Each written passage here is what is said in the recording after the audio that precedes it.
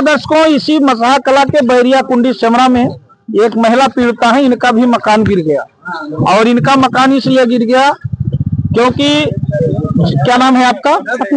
सपना जी का मकान गिर गया। इन्होंने भी खलील अहमद प्रधान से आवास लिया था और तमाम चीजें ली थी। ये खुद बताएंगे क्योंकि ये भी पीड़ित है। क्या कहना चाह रही थी आप? उन्होंने कहा कि जैसे सेक्रेटरी आए, कह रहे इनके तीर हम पैलेस में रहते थे। कौन आया था आपके पास? हमारे वो सेक्रेटरी आए थे, सेक्रेटरी का नाम नहीं मालूम है। और वो आए थे तो प्रधान से बोले कि आवास दो। कौन प्रधान से बोले? तेजराम और खलील प्रधान से। तो खलील प्रधान ने नाले पे हमें जमीन दी और वहीं पे आवास दिया। अब आज हमारा सब कुछ हमने उसमें इतना गहरा था, उसमें 40-50 हजार तो मिट्टी हमने भरवाई है। उसके 3-4 लाख रुपए भरवा दिए। अब तुम करे तोड़ दो, तुम्हें जमीन दे दो। तो हमें जब हमारा पैसा नहीं मिला, 4-5 लाख रुपए भरवा दिया। ना हमारे 3 आदमी है, ना हमारे कोई, हमें कौन बनवा के दे दे। आप विधवा हैं? हाँ। अच्छा, तो ये घर आपको सेक्रेटरी ने कहा था प्रधान से बनवाने के लिए, तो प्रधान ने आपको जगह दिया? हाँ। तो वो घर आपको कौन तोड़ने के लिए कह रहा है? कल वो आए थे, बुलडोजर आया तो हमने रुकवाया, तो 26 चद्दर खुलवा के सब चले गए हैं। हाँ। और कह रहे मकान अपना तो कोई जमीन वगैरह है आपके पास? नहीं, हमारे पास कुछ भी कहीं नहीं। हम पैलेस में रहते हैं, सरकारी पैलेस में। अच्छा, हमारे कहीं कुछ नहीं है। अच्छा, आपके पास कुछ भी नहीं? कुछ भी नहीं है हमारे पास। तो लेखपाल ने को आपने नहीं बताया हमारे पास जमीन? बताया, सबको बताया। हाँ। इसके बावजूद भी हटा दिया? हाँ, फिर भी हटाया है हमने।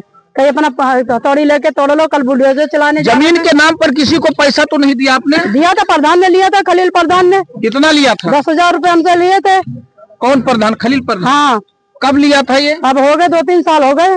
अच्छा, 2-3 साल 10,000 रुपए? हाँ। 2-3 साल पहले लिया? हाँ, ये मकान उन्हीं ने आवास दिया था, बनवाया था हमारा। जब नालेक जमीन थी तो क्यों हमें नालेक जमीन दी, क्यों बनवाया उसमें?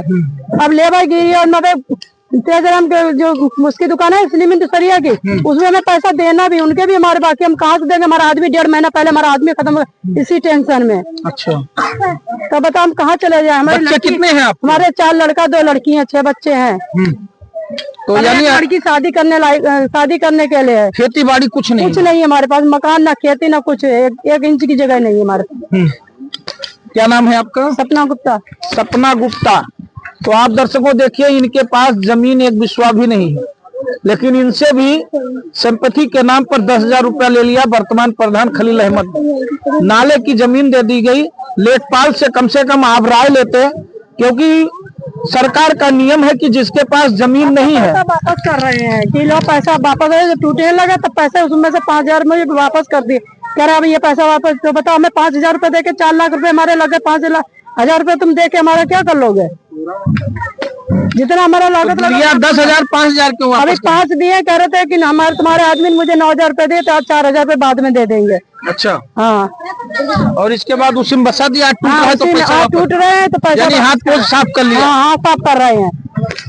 तो ये है समस्या, गंभीर समझ सकते हैं। ये मैं बता रहा हूँ बार बार, और यही चीज मैं कह रहा हूँ बार बार कि आप लोग ध्यान दीजिए, क्योंकि जब प्रधानों पर दबाव आएगा तो पैसा फेंक कर चले जाएंगे। मरोगे कौन? आप मरोगे। दर्शकों ये ध्यान रखिए, इनसे 10,000 रुपया लिया वर्तमान प्रधान खलील अहमद ने। आज मकान टूट रहा है, पैसा वापस कर रहे हैं। केवल कहा कि हम आपको जमीन दे देंगे, आवास दिया, वो अलग चीज है। तो वो समस्याएं हैं, लेकिन लेखपाल से मिलकर कम से कम बताना चाहिए था ग्राम प्रधान को कि इनके पास न तो जमीन है, न खेती है, न बाड़ी है। क्योंकि सरकार की योजनाएं तमाम है, जो जिनके पास गांव में आज भी भूमिहीन है, जिनके पास जमीन नहीं है, मैं भूमिहीन की बात कर रहा हूं, ये ध्यान रखिएगा, उसको सरकार कहीं ना कहीं रहने की व्यवस्था उपलब्ध कराती है, आवाज देती है, जमीन देती है। लेकिन इनको भी उस दायरे में डाल दिया। न तो लेखपाल से बताया, न तो यहाँ के उप जिलाधिकारी से बताया, न तो तहसीलदार से बताया कि यह सपना गुप्ता भूमिहीन है और इनके 5-6 बच्चे भी हैं, कैसे जीवन यापन करेंगे, और गरीब विधवा भी। तो दर्शकों मैं बार बार कहता हूँ, ऐसे खुराफात और ऐसे प्रधानों से होशियार हो जाइए, क्योंकि पैसा लेंगे। मैंने फिर बता रहा हूँ कि ये बसा देंगे आपको कहीं अलग, और बुलडोजर जब चलेगा तो या तो ये फोन नहीं उठाएंगे, या तो कोई ऐसा प्रधान होगा आधा पैसा देगा, आधा पैसा कहेगा 6 महीने बाद देंगे, चुनाव हो जाएगा तब, या तो जीत जाएंगे तो देंगे, हार जाएंगे तो टाटा बाय बाय करके चला जाएगा। तो ये गंभीर समस्या मैं बार बार कहता हूँ, इसको ध्यान में रखते हुए कभी जो है ध्यान रखिए, और ऐसे प्रतिनिधियों को अपने ग्राम सभा का प्रधान मत बनाइए। मैं फिर बार बार कहता हूँ, और यहाँ जितने लोग हैं ये कान में डाल लो, क्योंकि विश्वास सबसे बड़ी चीज होती है। अगर आपका भाई आपके साथ विश्वास कर जाता है तो बांट के उसको अलग कर देते हो। उसके यहाँ खाना खाने नहीं जाते हो कि उसने हमें गाली दिया, उसने हमें बांट के अलग कर दिया, हम हमारा उसका कैसा रिश्ता। तो आज जिसने आपके साथ विश्वासघात किया, क्या उससे रिश्ता बनाओगे आप लोग? ये कतई मत करना। रिश्ता बनाओगे आप लोग जिसने विश्वासघात किया? नहीं बनाएंगे। बनाने जाएंगे रिश्ता उससे आप लोग जो विश्वासघात कर रहा है? नहीं जाओगी ना। तो ये चीज ध्यान रखना आप लोग, क्योंकि जब सगा भाई जो है विश्वासघात करता है उसको लोग छोड़ देते हैं।